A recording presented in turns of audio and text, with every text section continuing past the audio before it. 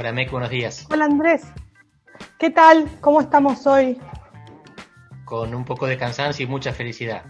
Es ley. ¿Cuándo publicamos nosotros la nota que publicamos sobre la otra votación del aborto? Fue, ¿no? O sea, en el Claro, 2018. 2018, no sé exactamente el mes, la podemos buscar, pero seguramente no cambiamos demasiado nuestras posiciones. La verdad es que fue una noche muy emocionante. Yo me quedé toda la noche siguiendo el debate eh, y la votación y realmente fue muy lindo verlo. No sé si tenés un par de Sí. punteos. Se fue construyendo, lo que vos decís, no fue estático. Al principio de la sesión no teníamos idea de que iba a terminar así.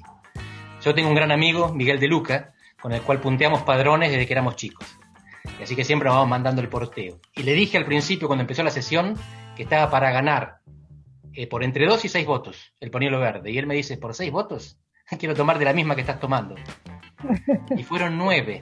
Pero hubieran sido 6 si los dos ausentes y la abstención se hubieran manifestado. 38-32 era el resultado del mejor escenario posible. Salió mejor todavía para los verdes, porque no sé por qué razón hubo estas 3 deserciones al final.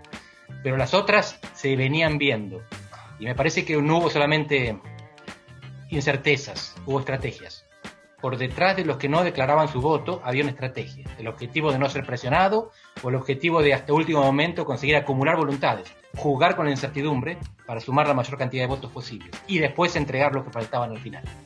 Así me da la impresión, se construyó esto por algunos que la vieron antes y por otros que la fuimos aprendiendo en el camino.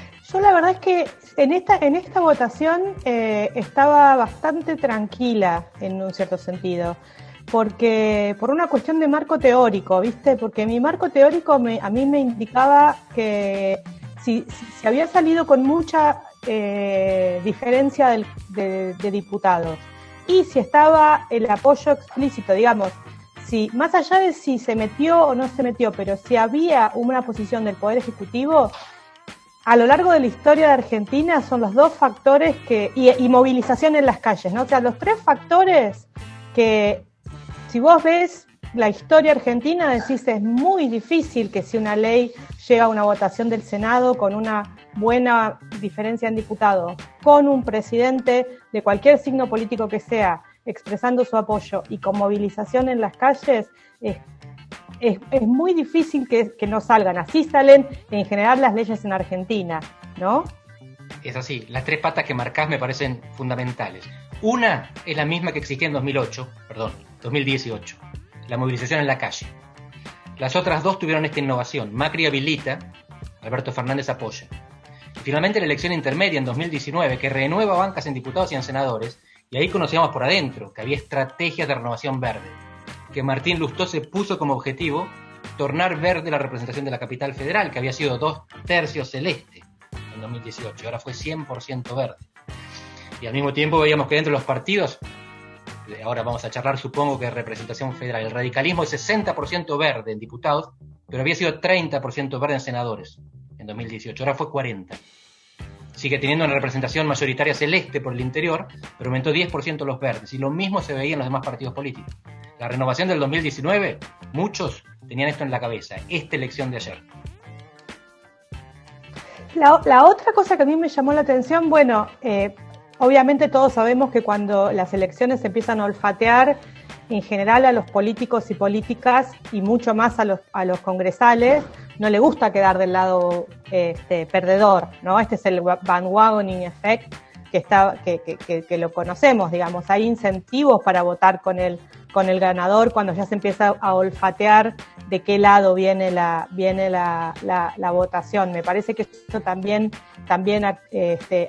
lo vimos ayer en el caso de algunos senadores como Beretilnec, por ejemplo, el senador de Río Negro, que una cosa es decir, bueno, una cosa es hablar de morir y otra cosa es morir, ¿no? O sea, una cosa es decir, no, yo voy a votar en contra, me voy a abstener, qué sé yo, y otra cosa es frente a la posibilidad tan atractiva de quedar del lado ganador de la historia, decidir ir a la trinchera de los perdedores. Otra cosa que la verdad es que otra cosa que es muy impresionante, que a mí me quedó muy de esto, es cómo realmente pareciera estar cambiando la política argentina. Va a sonar un poco exagerado tal vez lo que digo, pero una generación de mujeres que ingresó a la política, ¿no? Esto para mí fue una de las cosas de diputados y senadores en todos los partidos políticos. Tal vez hay figuras que fueron muy descollantes en este debate en el peronismo, pero realmente fue muy impactante ayer el discurso de Gladys González en el PRO. O sea, uno puede pensar en Cecilia Moró, puede pensar en Gladys González, puede pensar en Daniela Vilar del peronismo, en un conjunto de mujeres que no solamente se trata de que sean feministas o no feministas, sino de que están trajeron un nuevo tipo de discurso, un nuevo tipo de argumentación. La diputada ayer Almirón de Corrientes, su discurso para mí fue impactante, ¿no? Muy articulados, muy pensados. La verdad que se notaba mucho no sé qué pensás vos, el contraste con ciertos discursos, sobre todo de la posición celeste, aunque no solamente de la posición celeste, de una cosa de los viejos tipos de discursos de no, yo acá te voy a explicar, ¿no? Vení, sentate, nene, que yo te explico cómo son las cosas.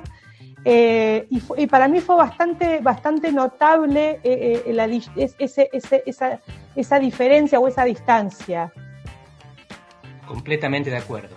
Ayer los mejores discursos en el PRO y en el peronismo fueron mujeres. Hubo algunos buenos discursos masculinos también en ambos partidos.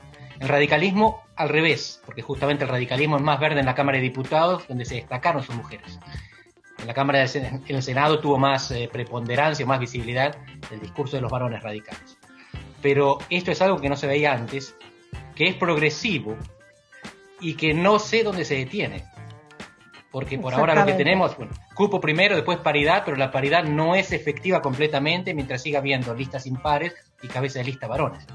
No es que hay 50 y 50. Y sin embargo, lo que estamos viendo es esto, que es lo que saben todos los estudios que trabajan sobre género.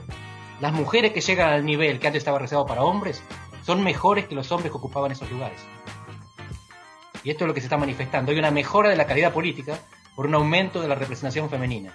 No es solamente un criterio de igualdad, es un criterio de calidad el que está por detrás de la ampliación de la diversidad. ¿Y qué hacemos con el federalismo, no? Esta es la otra pregunta. Realmente, así como en el 2018, la variable que tanto o más importante que la partidaria fue la variable regional para explicar el voto. O sea, con ciertas diferencias, ¿no? Córdoba es un caso muy notable porque la totalidad de la bancada de diputados votó en contra, pero el voto del Senado, la verdad que no tengo ahora cómo votaron, pero estuvo repartido. Pero bueno, pareciera haber hasta casi como dos países en un cierto sentido, ¿no? Un país del sur, de la Patagonia, de Cava, de provincia de Buenos Aires, y un país del norte, del noreste, las provincias que votaron totalmente en contra, Santiago del Estero y San Juan, si no me equivoco, votó toda su bancada legislativa, tanto de diputados como de senadores, en contra. Son dos países. ¿Qué hacemos con esto? ¿Cómo se gobierna esto? Hay que vivir con eso, porque lo interesante es que los dos países están en el interior de todos los partidos políticos. Ayer el jefe del bloque peronista, del Frente de Todos, cerró con un discurso celestísimo. El mismo bloque había cerrado 2 años atrás con un discurso verdísimo, porque Pichetto lo presidía, que después cambió de lado. Rionegrino, ¿no? O sea, de un rionegrino a un formoseño. Es así. Esto sigue siendo representación de la sociedad. La sociedad está fragmentada en función de la cultura, del territorio, son identidades políticas diferentes. Y mi impresión es que la política lo procesa bien esto. ¿Cómo sería procesarlo mal? Que la política se dividiera por territorios y que la Patagonia votara contra el norte y viceversa. En cambio, lo que vemos es que los partidos políticos son transversales. Construyen puentes entre las regiones, puentes entre las clases, puentes entre las representaciones culturales. La política, esto vamos a insistir, y los dos creo que estamos de acuerdo y contra buena mayoría, buena parte de los analistas económicos. La política en Argentina funciona bastante bien. Construye los puentes necesarios, la cola, el pegamento, para que la sociedad no se rompa. Falta resolver la economía. Esto, hace unos años, cuando se votó el matrimonio igualitario, tuve una charla con los embajadores latinoamericanos en Portugal. Y ellos decían, qué notable, como Chile es el ejemplo de la modernización económica, pero Argentina es siempre el ejemplo de la modernización social. Chile es conservador en las costumbres y moderno en la economía, ahora está en discusión. Mientras que Argentina, la economía está siempre rota, pero la sociedad siempre avanza más rápido, quizás solo detrás de Uruguay, que en el fondo es muy parecido.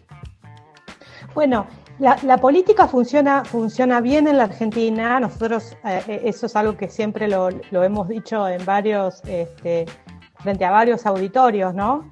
Pero también la verdad es que lo que es notable es lo bien que funciona la sociedad. Esto también yo creo que hay que decirlo, ¿no? Porque este proceso de legalización del aborto, como otros procesos, como el proceso de democratización, como el proceso de avance en derechos humanos, es un proceso que lleva 40 años, que sus protagonistas fueron organizaciones de la sociedad civil, movimiento de mujeres, la campaña por el derecho a decidir.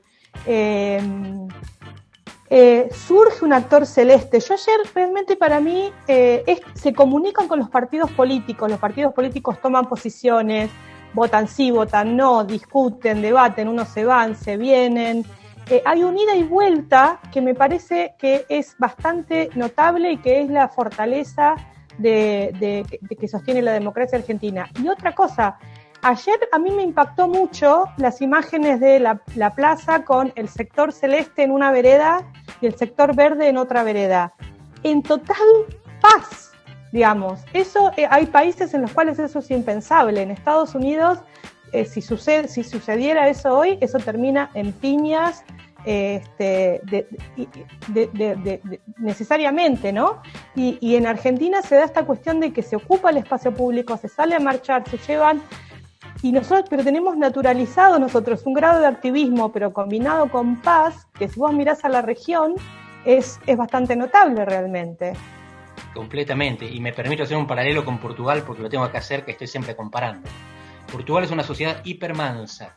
Cuando hicieron el ajuste en 2011 no hubo violencia. Y sin embargo en 1908 mataron 2 reyes, el rey y el sucesor. Era muy violenta y cambió. Argentina en los 70 era la sociedad más violenta de América Latina, una de las más violentas. 30.000 desaparecidos contra 3.000 en Chile y 400 en Brasil. Hoy es la más pacífica.